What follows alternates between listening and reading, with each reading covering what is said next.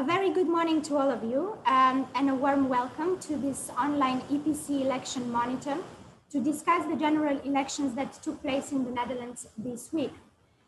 This was the first major ballot to be held during lockdown conditions in a key member state. Germany will also go to the polls later this year. The election was spread over 3 days to permit social distancing, and despite fears that the pandemic will discourage people from casting their vote, a record turnout of over 82% has actually been reported. What has mobilized so many Dutch voters to the polls? Who did they vote for and why? What pre-election forecasts have been fulfilled and what surprises have emerged? Who is likely to be part of the governing coalition and when can we expect the new government to be formed? What do the results tell us about the public and political mood in the Netherlands, and what are some of the implications that the results could have for European policy and the country's role in the EU? To discuss this and other related issues, I'm joined by Rem Korteweg, Senior Research Fellow at Clingendael Institute in The Hague. Rem, I can imagine that this has been a very busy period for you. So many thanks indeed for agreeing to speak to us today. I would first like to have a short exchange with Rem about today's topic, and then I will invite our participants to comment or ask questions live or in written.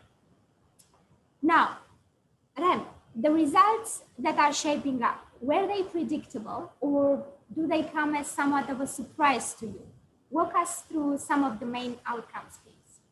Yeah, thank you very much, Corina, and good morning to you all. And thank you very much to you and EPC for inviting me to this post-election webinar. The result of the election at first sight doesn't seem to be that surprising. We have Mark Rutte, the leader of the VVD, who wins his fourth election. And so if you zoom out and look back at the election, you can simply draw the conclusion, okay, the previous prime minister is going to be the next prime minister. What else is new?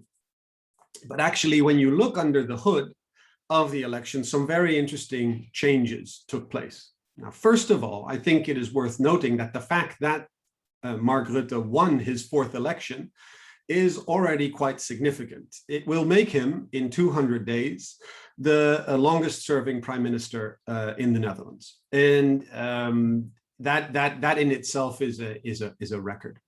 Now, secondly, the big moral winner of the elections is the D66 Liberal Democrat Party. Now, they didn't come in first, but they came in second. And second place in our coalition system is always a very important spot to have, because it makes, even though you're the minority partner in a coalition, it makes you quite influential. D66 achieved their best results in electoral terms since they were founded. And a lot of that is also due to the profile and the charisma of their relatively new leader, Sigrid Kaag, who some of you may know as the previous Minister for International Trade and Development Cooperation. Now, of course, D66 was already in government with the VVD, together with the Christian Democrats and a smaller Christian party. The smaller Christian party did, as we expect, Christian electorates are quite stable. They achieved the same amount of votes. What was interesting, however, is that of the four coalition partners, only one party lost, and that's the Christian Democrats. They lost between 4 and 5 seats in their result. Now, why is this significant?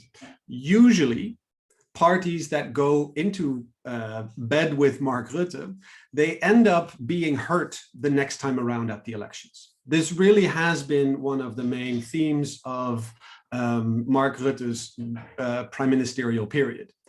The coalition partners always suffer the next time around at the ballot box. We saw that previous time around with the Social Democrats, who fell back in 75% of their votes after they supported or were in a coalition with Mark Rutte, and the previous time around, the first Mark Rutte administration, the Christian Democrats lost significantly. So was this a change of trend? Was this a trend break that D66 did quite well? To a certain degree, yes. But what is notable is that the Christian Democrats are the only losers in the current coalition government. And that, I think, is worth remembering. A second interesting development is that the left-wing parties lost significantly. And you could draw the conclusion that Dutch politics is moving much more to the center and to the right of the political spectrum. So 15 years ago, Social Democrats, Socialist Party, and the Greens together had 65 seats. They could dream of potentially going to the Dutch voter and getting a majority. The magic number to keep in mind when it comes to Dutch coalition building is 76. So if you have 65 seats, you can dream about the possibility that you might be able to get a majority with the three of you. They are now down to 25. The left-wing bloc has really completely been hammered again this time around. Now, and it's very interesting to try to assess how that happened and why that happened. And one of the explanations that's emerging so far is that actually Sigrid Kaag and D66's success translates into the failure or the loss of the left-wing parties. So D66 is the progressive voice in the previous coalition government, presented itself very much as the progressive new potential leader. And people that were in doubt about whether they wanted to vote Social Democrat or wanted to vote Green, they were very much attracted to actually giving their support to D66. And this is an interesting irony looking ahead at the future coalition building, that D66 wants to push a progressive agenda in any new government, but to be able to do that, it actually needs to have another progressive party by its side. But because of its electoral success, it's made that all the more difficult to achieve. Now, my final sort of observation at a macro level, and then I'll turn back to you, Corina, is that we've seen the rise of pro-European parties. They're doing very well. So not just D66, committed pro-European, but also the entrance into our political system of Volt, a pan-European party, which advocates almost a Euro-federalist stance. Some of you may already be familiar with it in your own circles. But at the same time, the anti-EU parties did also particularly well. The biggest winner in terms of the amount of seats gained is actually Thierry Baudet's Forum for Democracy. His party advocates a very strong anti-lockdown, anti-vax, anti-corona, pro-liberty or campaigned on a pro-liberty platform, quite reminiscent to Donald Trump in the US elections, but he's also viscerally anti-EU. And he not just gained the most number of seats, he actually quadrupled his support. Together with him, we also see another anti-EU populist right-wing party emerging as a newcomer, which is called Ja21. Ja is an acronym for the correct answer. And they are a fragment, a splinter movement from Forum for Democracy. So they fell out in November, and this is a branch that went independent and was actually also able to attract votes in itself. So on the whole, and again, I'll come back to you, Corina, is we see both pro-EU parties doing very well, but also anti-EU parties, and that's going to be an issue for the coming parliament. Quite fascinating, all these apparent contradictions. So let's try to delve in a little bit more on some of these observations that you've made. So Mark Rutte, his success was predicted, but it does come on the back of a popular backlash against his anti-COVID measures, and also in spite of the so-called child benefit scandal that has forced his cabinet to resign back in January. So how do we explain this enduring electoral appeal? It's true, it's only a few extra seats, but it is an addition nonetheless. Well, as politicians will tell you, when people go to the ballot box, it's not just whether you're able to get more seats. You actually have to win the ones you previously had as well. So the result of Mark Rutte going from 33 seats to probably 35 is quite significant, given what you've just mentioned. Just as a footnote for those listening, we won't have the firm official result until next Friday. So March 26th is the moment when we get the firm official result from the ballot. And because we have a pure proportional representation system, it actually means that in the fringes, and we see 17 parties emerge in this election, it does make a difference. So that's why I'm continuously saying probably, or keeping options open in terms of actual numbers of seats won. Now, your question regarding Mark Rutte's appeal is really interesting. And I think it has a lot to do with the way he campaigned. Yes, there was the child benefit scandal. And actually the government fell over that. However, if you look at the electoral result, the two parties that actually uncovered the election scandal, or the child benefit scandal, which is the Christian Democrats and the Socialist Party, they suffered in these elections. So apparently, among the population, it didn't feature very prominently in their motivation for voting for one party or the other.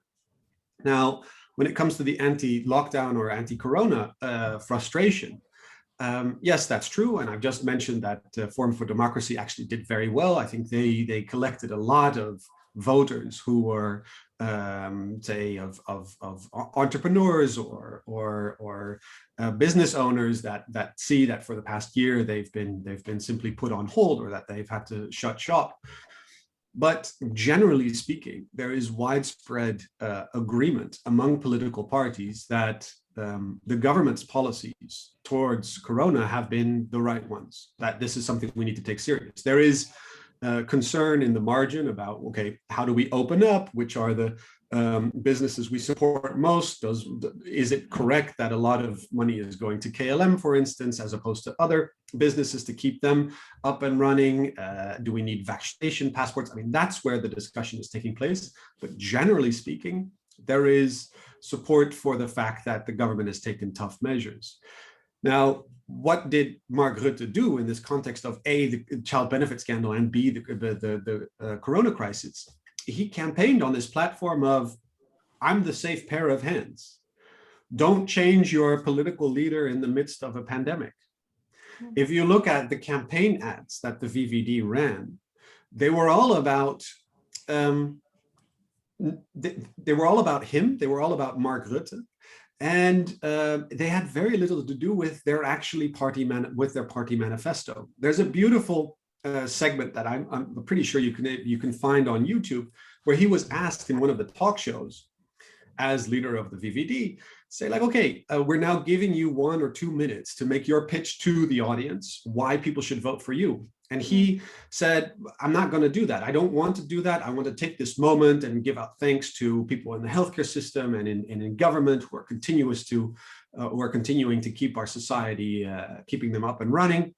And we shouldn't do politics in this moment of crisis, which is, of course, a very smart political move to make, because he could present himself almost in a presidential way as, I am the leader. We need stability. And I'm your guy. That's in some respects. I also think that explains support for Sigrid Kaag. Paradoxically, that Kaag was member of this coalition government, so she could also plausibly make the case and say, like, even though we need stability and need to have a safe pair of hands, I've actually been part of that safe pair of hands. The fact that Hoekstra, the current Minister of Finance, and the Christian Democrats wasn't able to cash in on this has much more to do with a particularly poorly run campaign and internal friction. But I think VVD's campaign strategy was very clear from the start. And they also peaked enormously. In fact, I think the VVD was very happy that the elections were on March 17 and not on April 17. In the sense that if you look at the polls, when the campaign started, the VVD peaked at 42, 43, 44 seats. And then gradually it was just on a very gentle slope downwards. And so every week that went by, and we really saw that in momentum for D66 in the polls, for every week that went by, it was much more difficult for Rutte to maintain that lead. So it tells me that this safe pair of hands strategy worked, but it was also risky for the VVD. And I think they're happy that the elections are over now. Right. So a mixture of political skill and right timing. Does this mean that VVD will stay the kingmaker? What coalition configurations seem plausible now in light of the results? Assuming, of course, that these results that we're talking of will reflect also the final outcome. Yeah, this is, of course, the million-dollar question, and this is going to be the question that is going to absorb Dutch politics for months to come. Because if there's one prediction I can make, is that this is going to be a very lengthy coalition formation process. Just as a side note, our previous coalition formation in 2017 lasted around 200 days. That's, I think, also, again, the margin where we're looking at. Now, why is that? Because obviously Mark Rutte is the winner, and D66 did very well. So shouldn't it be easy for them to make an agreement? And of course, this comes down to what I just mentioned: this magic number of 76 seats that needs to be achieved. Mark Rutte is the winner, and therefore is almost guaranteed to be the new prime minister. It also means that they are able to take the first step in terms of looking for new coalition partners. Now, what they've done yesterday is, because D66 is the big moral winner of this election, is that they've appointed two so-called informers, and these informers are two politicians from VVD and D66 that are going to have conversations to assess which coalitions are possible before going into the negotiating stage. This is going to take a couple of weeks, I would say, and then negotiations are going to happen. But how do you get to the magic number 76? Because D66 and the VVD together only get, let me think quickly on my feet. They go together, they get about 60 seats. So they need at least two extra parties to join them, and that's where things also become very tricky. The Christian Democrats would be an obvious choice to bring on board. Mark Rutte desperately wants this because the Christian Democrats think very similar to the VVD. They're on the center right. They're quite critical on European affairs, like the VVD has been. They're quite tough when it comes to financial economic issues domestically, which also appeals to the VVD. And so it's a natural partner. However, as I've just explained, the Christian Democrats lost, and they're in this period of internal turmoil. There's really quite a lot of friction inside the party over a campaign that was poorly run, a leader, the current Minister of Finance, who really didn't do a good job. There's a number two, which is much more popular than the number one. I mean, you can already spell out that this is going to be, for the coming weeks, is going to be quite problematic for the Christian Democrats. But they are a party that traditionally likes to govern. So we don't yet know how the Christian Democrats are going to approach any invitation by the VVD or D66. D66, however, has another problem it needs to manage, which I've just mentioned, that they've sucked the left-wing progressive vote dry. But that is where they need to deliver, because that's where their voters came from. So how to ensure that they are able to get a sort of progressive voice in the coalition when they are being forced to do a deal with the Christian Democrats, and Mark Rutte's conservative liberals. So they will want to make the case to really have a strong progressive dimension in any new coalition agreement, which would rub the Christian Democrats in some respects in the wrong way. And D66 will therefore look to adding a much more sort of smaller progressive party to the coalition government. Perhaps perhaps the Greens, perhaps the Social Democrats, but of course they've lost. And so it's very difficult for them also to accept entering a coalition with right-wing Mark Rutte. So the electoral arithmetic is such that the coalition formation is going to be quite tricky. Now, you could make, as an external observer, you could make the argument, well, why don't you continue with the current coalition composition? Because on paper, they would get to 76 or more seats. So that's VVD, D66, Christian Democrats, and the Christian Union, a small Christian party.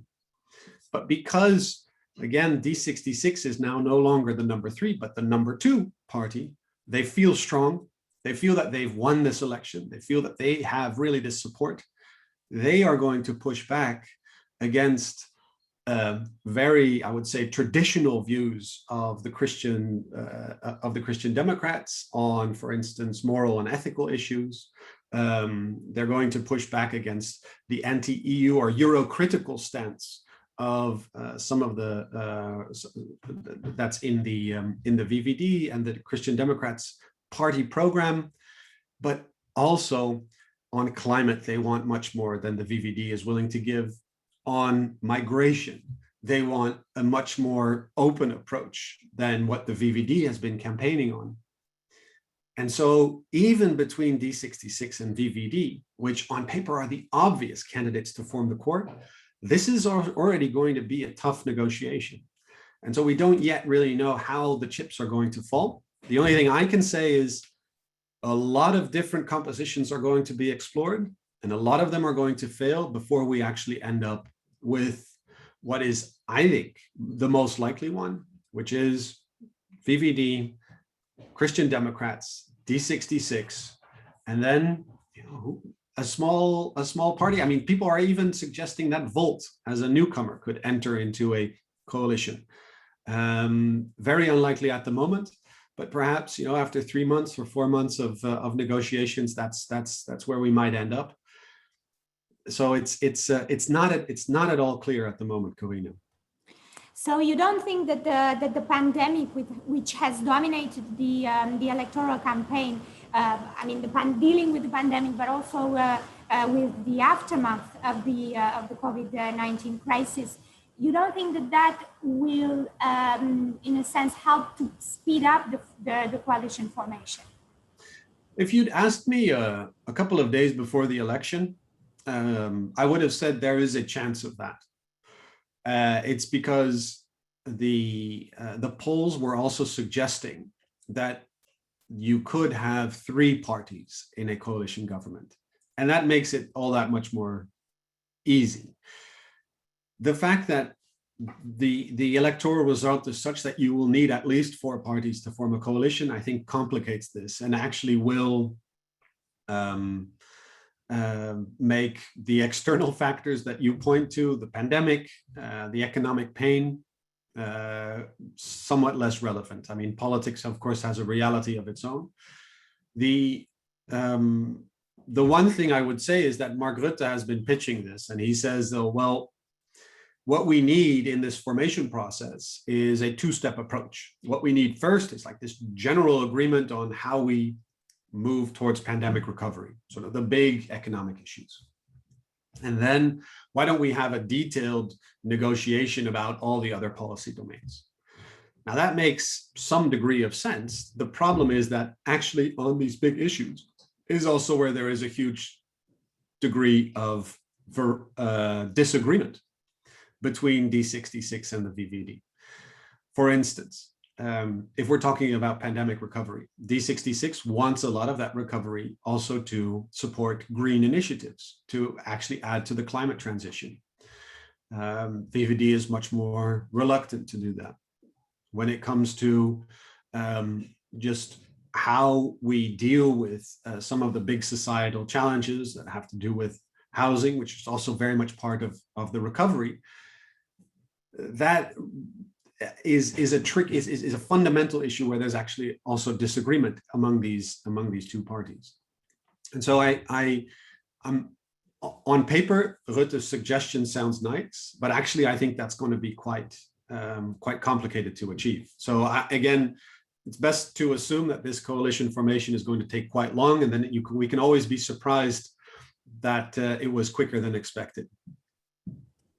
Right. Then you told us that, if I understood correctly, that these elections, on the one hand, have given a boost for the EU enthusiast camp with the surging support for socially liberal parties.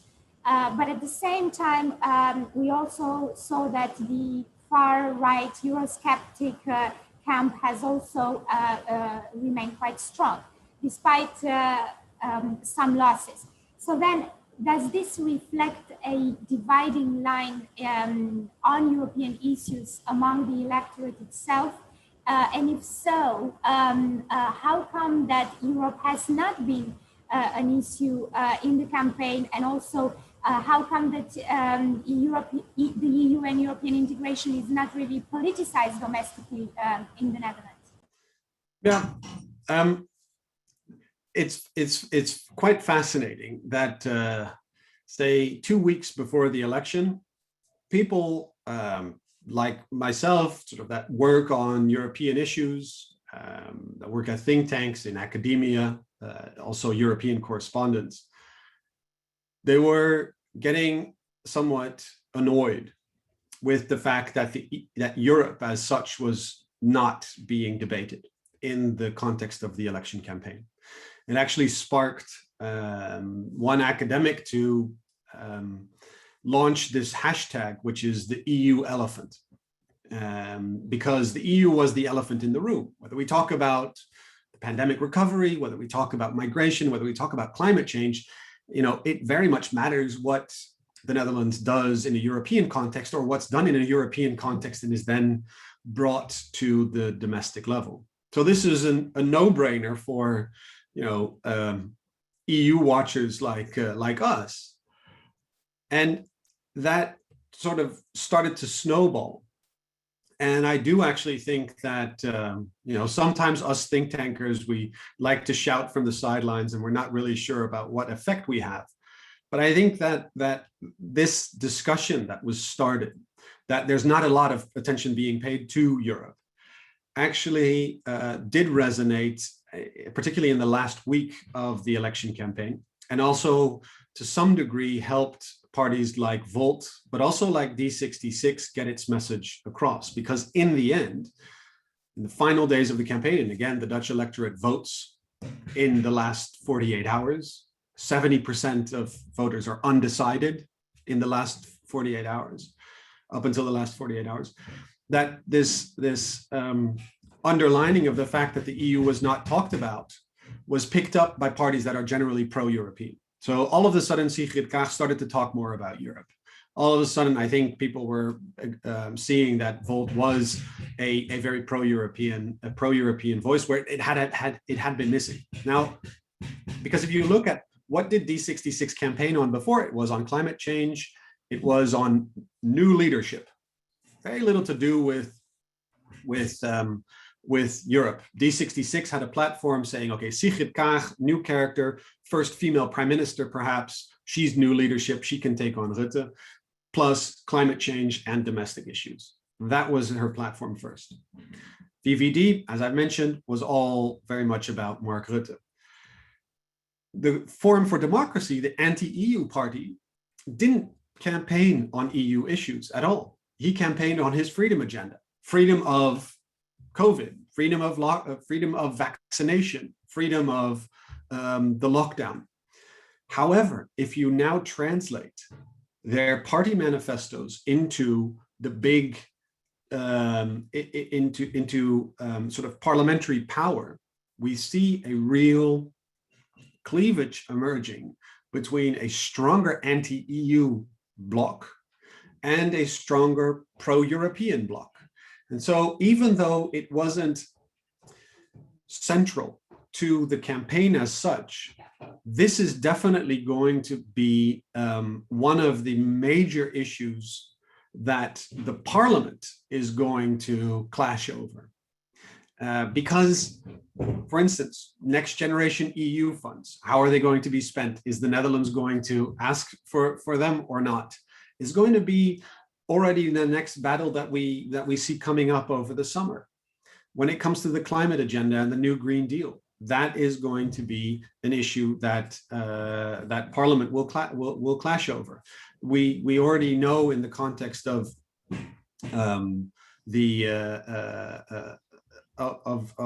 Eurozone issues and the way in which the Netherlands are sometimes perceived, that is going to be a returning issue. This new incoming government has to take a motion on board that Parliament adopted last year, that if there is treaty change, that the Netherlands is going to ask for an exclusion on ever closer union. We already know that that is going to lead to a clash. We all also know that B66 in its coalition formation talks is going to insist on a more pro-European tone coming from Mark Rutte. So though Europe was absent, Europe was actually very much at the negotiating table, or is going to be at the negotiating table on migration, on Eurozone issues, on the tone of the government, on who gets the top spots. We might be able to talk about that a little bit later. And in Parliament, it's one of the big dividing lines running through the different parties. So I think increasingly, Europe is going to be this issue of societal debate. Let me finish with one other comment. That is, if you look at the party programs, and we did that at the Institute and sort of assessed how they think about Europe, there's actually a pro-European shift taking place, even in those parties that you could, and that I've described as Euro-critical, like the VVD and the Christian Democrats. So both the VVD and the Christian Democrats are actually in favor of Europe doing more in terms of what we call economic sovereignty.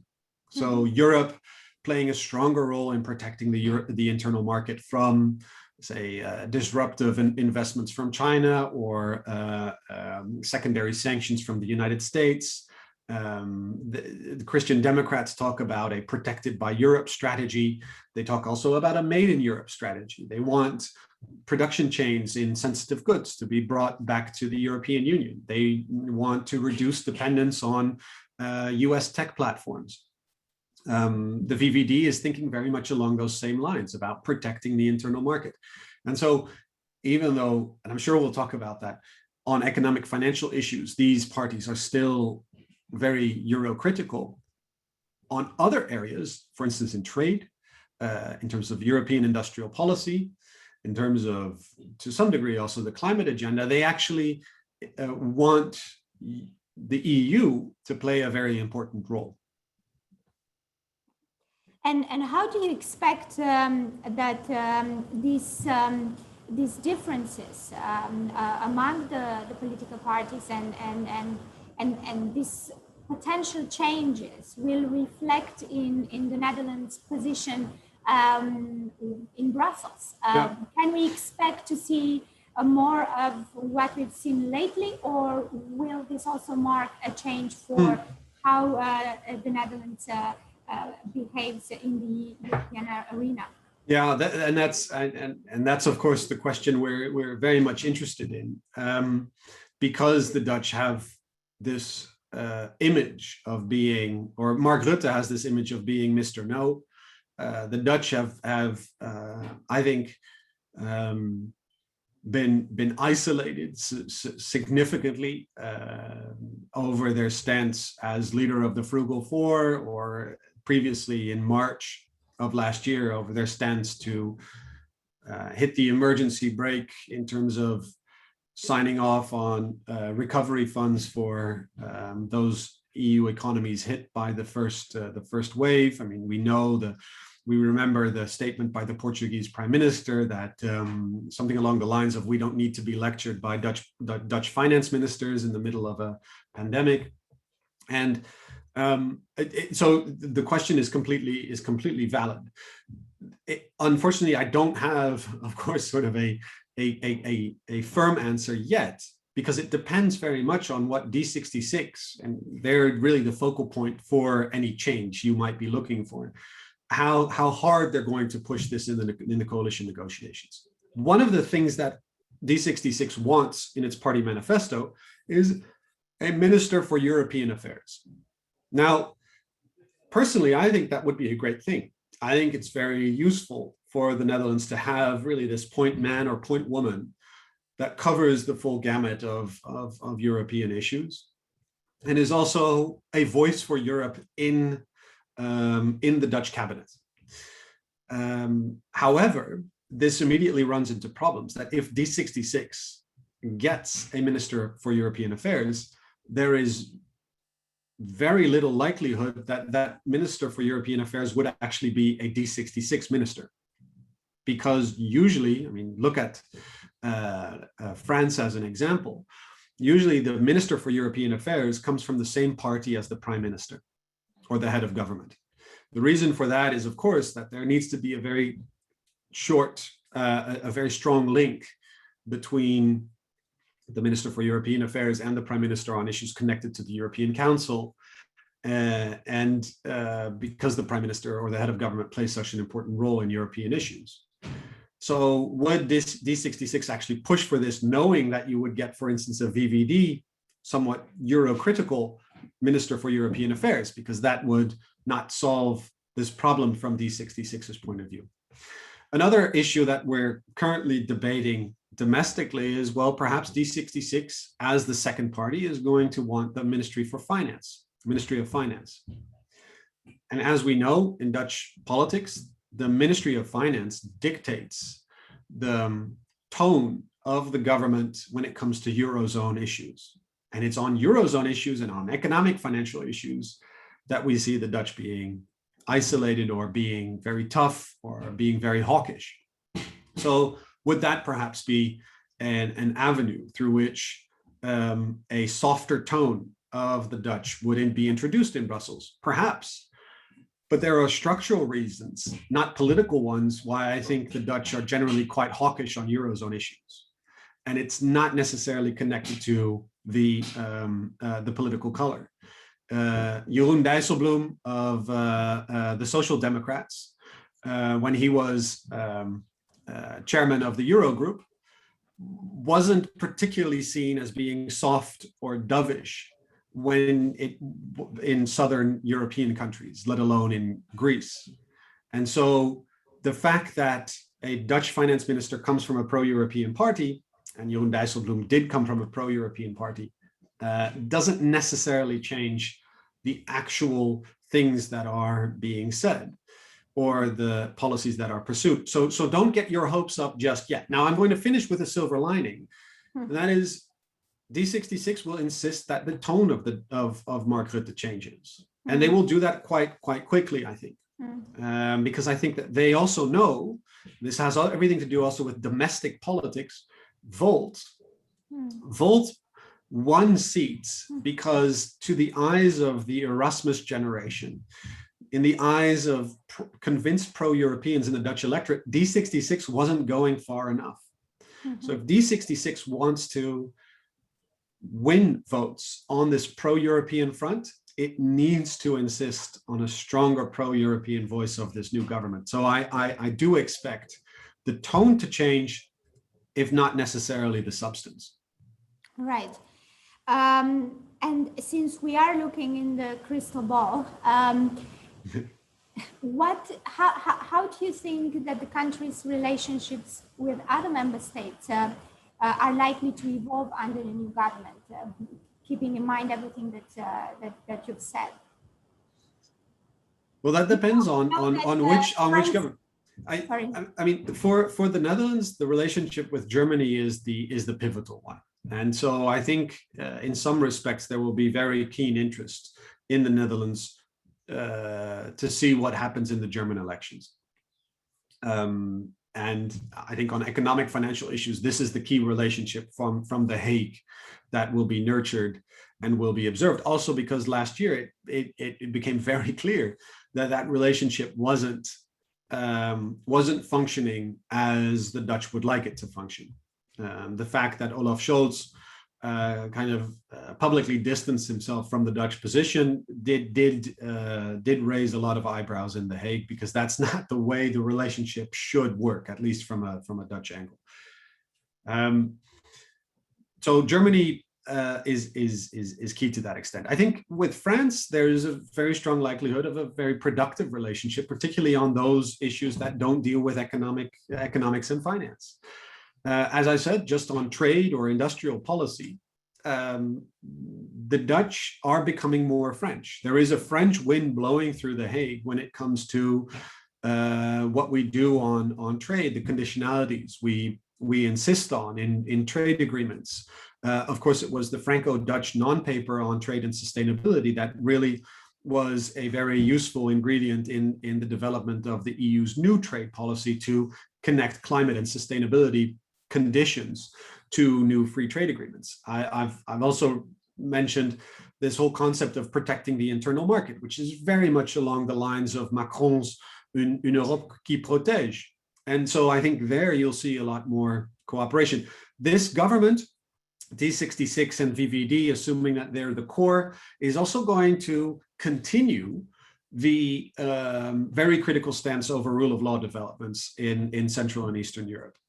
And don't expect that to change. So I think there'll be more of the same, if you will, but with a particularly on trade and industrial policy, a more French tone, if you will.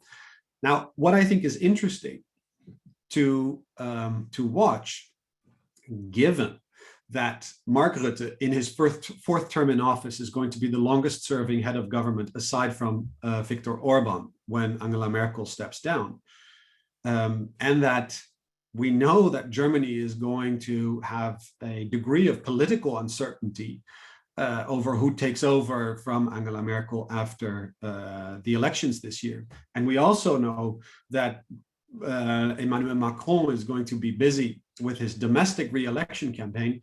Does that put the Netherlands and Mark Rutte in a special role?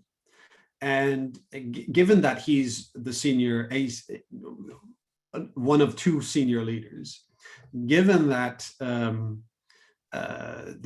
he is this person that a lot of people in the European Council kind of look to in terms of bridging divisions, does that translate into a special role for the Netherlands? And the jury's still out on this. And here again, I think it very much depends on how D66 is able to influence the new tone of the coalition government towards Europe, because I worry that given what we've seen over the previous 10 years of Mark Rutte in a European context, is that he primarily pushes a national agenda rather than builds coalitions to move Europe forward. The Hanseatic League comes to mind, where the Netherlands really organized a group of finance ministers to push back. It's a very defensive coalition. The Frugal Four, of course, is clearly also a defensive coalition. So I think for me, the challenge to this government in a European context is there is this moment where Mark Rutte and the Netherlands can play a key role. But are they going to use that moment to, again, bring European countries together and move Europe forward? Or are they going to use that as a defensive block for all sorts of other initiatives? And that's going to be an interesting area to watch. Absolutely, very, very interesting. I would now at this point like to give the opportunity to our participants to raise their hands and ask you questions or make comments. We have already collected a number of questions, some of which we have already addressed. While we are waiting for some hands to pop up, yes, we do have John Palmer. And I'm going to give him quickly the floor. I will just add one question from the ones that are written. For example, Diana Stefanescu is asking, about migration. D66 had carefully asked for expansion of labor migration pathways to the Netherlands at points in the past year. Is there a chance they could have enough power in the new coalition to make the agenda move on this issue? And to that, I will add John Palmer's question, if he wants to speak to us now. Thank you very much. Extremely interesting picture that's painted of the new developments in the Netherlands. I wanted to ask specifically for your thoughts on what conclusions the members of the PvdA in particular will be drawing after a succession of indifferent election results in past years, how this relates to the situation of the smaller left parties that have been on its flank. Obviously, in the context of social Europe developments in the coming period, the conference on the future of Europe and what it might bring, I wondered if you could tell us, give us a window into the minds of the PvdA leaders today. Thank you so much, John Palmer. I do want to also allow, just 1 second, Todd Well, who has also raised his hand to come in with his question, and then we'll go back to Rem. Okay, thank you. Yeah, I'm Todd Buell. I'm a tax journalist with the news agency Law 360, and I wonder, to keep my question brief, what likelihood do you see, Rem, in whatever new government there is that it might change some of the things that make the Netherlands sometimes perceived to be a tax haven? So, thank you. Rem, back to you. Thanks for those great questions. Let me start with the migration policies.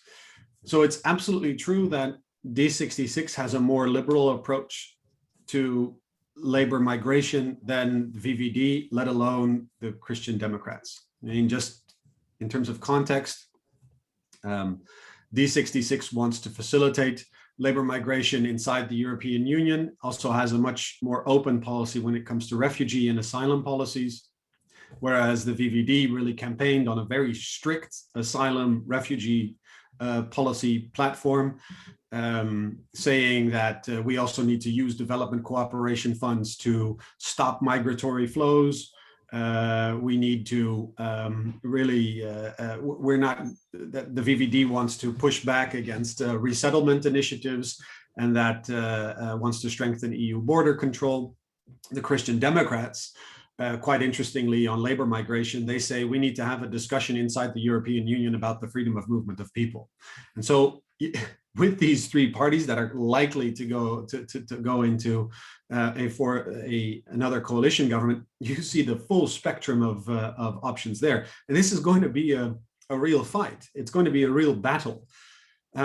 It's unsatisfying to say, but it's unclear how this is going to be resolved. Yes, it's true that D66 now has the momentum, but as we all know, in coalition negotiations, it's not necessarily the party that is the biggest or has the most momentum that actually gets its policies in a new coalition agreement. I honestly don't know firmly how this is going to be resolved. What's clear is that D66 is in favor of investigating new options for legal migration. I think to a certain degree, the Christian Democrats are as well.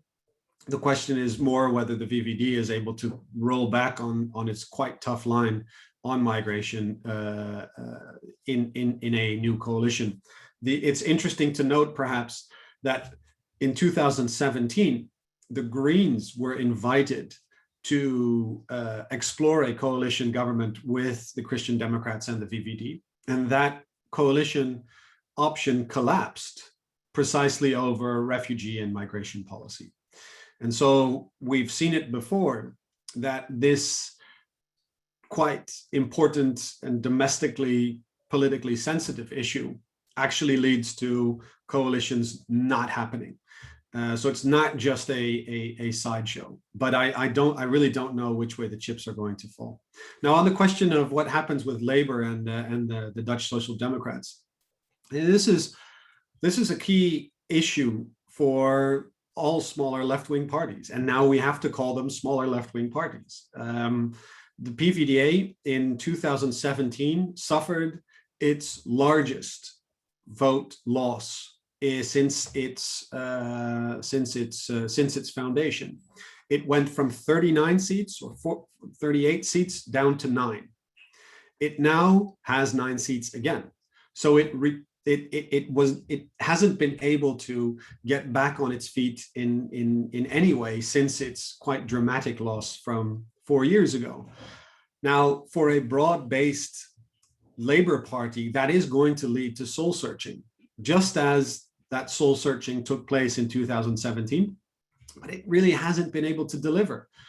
So again, I don't know how this is going to end. I just think that, like happened in 2017, we're going to have more discussions about, well, perhaps all these smaller left-wing parties need to come together and to merge. I mean, this was one of the issues on Dutch Newsnight yesterday. But we don't know, because our political system with proportional representation makes it possible to have a degree of political fragmentation that allows for all these different left-wing parties to appeal to very specific niche electorates. But a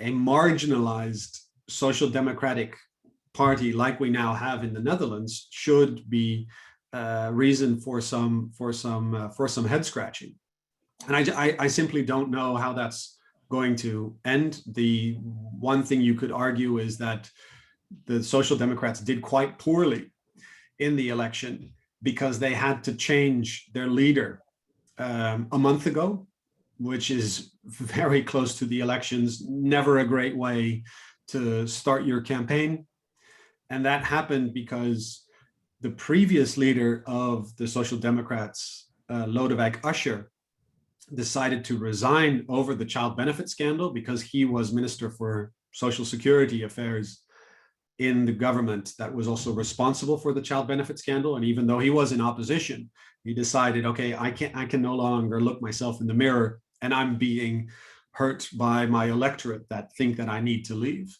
He also did that as a tactical political move to put pressure on Mark Rutte, who of course was prime minister during the child benefit scandal. The problem is Mark Rutte's electorate really doesn't care about this, whereas the Social Democrat electorate does. And I do think that if I were advising the PVDA, the Social Democrats, I'd say, like, okay, you have a new leader, Liliane Ploemen, give her some time to get back on her feet, but also potentially explore where there is room for much closer cooperation with the other left-wing parties. The question on tax, the Netherlands as a tax haven is a sensitive one, obviously.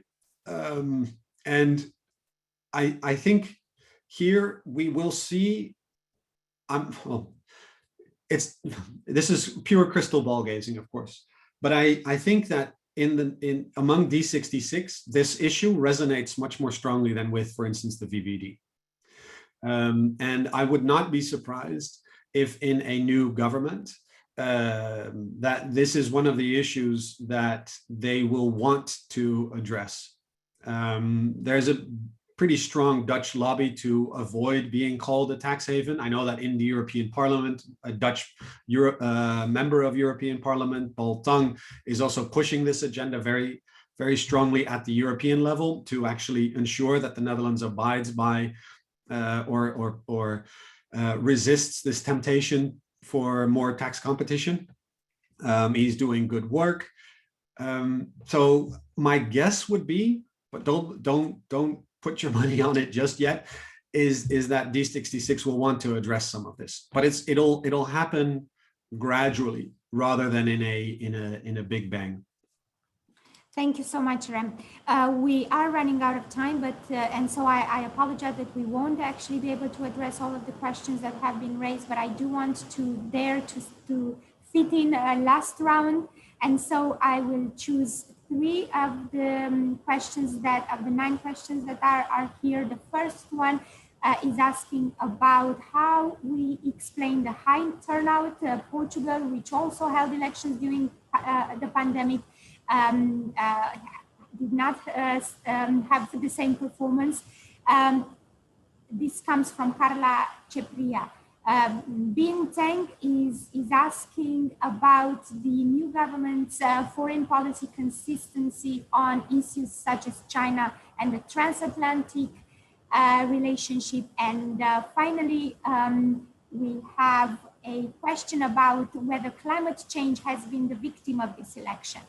To that, and very much abusing my position as chair in this meeting, the conference on the future of Europe is upon us. How does the Netherlands feel about this initiative, and is it planning anything in this regard? Of course. Oh wow! And I'm also going to fit in Lord Kerr's question on Rutte's longevity, if I may. Yes, of course. I really have to apologize. It's a very long list of questions. Yeah, I know. Wow. Okay. First, Conference of Europe.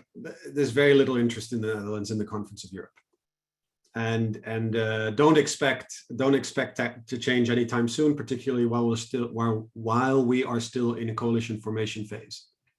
It very much also depends who the foreign minister, I think, is. If it's the current one, I don't expect a huge change in terms of massive enthusiasm about the conference on the future of Europe. So don't get your hopes up. This is, I think, an element of what Rutte, 10 years in office, has done to our debate about Europe. He's notorious in avoiding big discussions about the future of Europe. He's famed for his statement that he doesn't have a vision, and is sort of proud of that. One of the statements that's always made in describing Mark Rutte's Europe policy is that he once said to a question of a journalist, like, what is his vision for Europe? And he said, well, if you have visions, you need to see an eye doctor, quoting Helmut Schmidt. I mean, he has a vision, of course, but it's very defensive. It's very much focused on, okay, the member states need to take care of themselves. They need to be strong units in and of themselves rather than have the EU fix those problems. I don't see a lot of enthusiasm yet. It might change in say half a year's time. The question on transatlantic relations in China is, I think, interesting. All parties that are likely going to enter into government are quite critical of China. In fact, I think there is a pretty tough debate ahead in the Dutch Parliament about the investment agreement that the European Union signed with China at the end of last year, because I think that the debate in the Netherlands is moving into a very sort of anti-China direction. I think there is the pendulum is really swinging towards being critical of China. The Parliament adopted a motion where they designated what's happening in Xinjiang as genocide. Now, the government hasn't embraced that, but that's where the mood in Parliament is. I would expect this to continue for some time. I think there is a debate to be had about, okay, how do you balance, on the one hand, support for human rights in China, as well as the economic opportunities that trade with China brings. So I think China is going to be a issue in the debate, but I think the pendulum is swinging much more towards in an anti-Chinese direction, more than, for instance, in Germany. I think on transatlantic issues, it's interesting. D66 advocates the creation of European armed forces. VVD is still very strongly pro-transatlantic focused. There'll be more investment in European defense cooperation. I think there'll be more investment in this whole issue of strategic autonomy. But the Netherlands, our transatlantic reflex is very strong, and there'll be a very strong willingness to work with President Biden. So I don't think that that's going to lead to a huge trend break from previous governments. Let me think hard which questions there otherwise were, because we had one on climate change. Right, on And climate that change. was If it. climate change is a victim, no, I don't think so. I think, again, D66 campaigned very strongly on the climate agenda, and I think that that's going to be a very strong element in any new coalition agreement. Also, remember, before the pandemic hit, the big issue in Dutch politics was climate. Why? Because we had a number of court cases against the government, forcing the government to take a much more robust approach towards reducing its CO2 emissions. We've had the country's longest traffic jam created by farmers, angry farmers who blocked all the highways because they were opposed to some of the climate measures that the government took since then. There is D66 wants to, for instance, reduce the amount of livestock that Dutch farmers have in order to meet some of its climate ambitions. That is going to be a bone of contention at the negotiating table, particularly if the Christian Democrats are there. But to insist that climate was absent from the campaign, I don't think that's accurate. I think climate played a strong role, and we'll see that return in any coalition agreement. And to be frank, the Netherlands has some catching up to do. I mean, we're still at the bottom tier of how European Union countries are performing in terms of reducing CO2 emissions and meeting climate targets.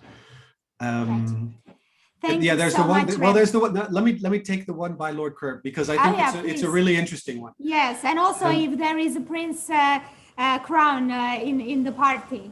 Well, the crown prince is never the job you want to have, because the previous crown prince decided to leave politics because he saw that Rutte was, going for another fourth term.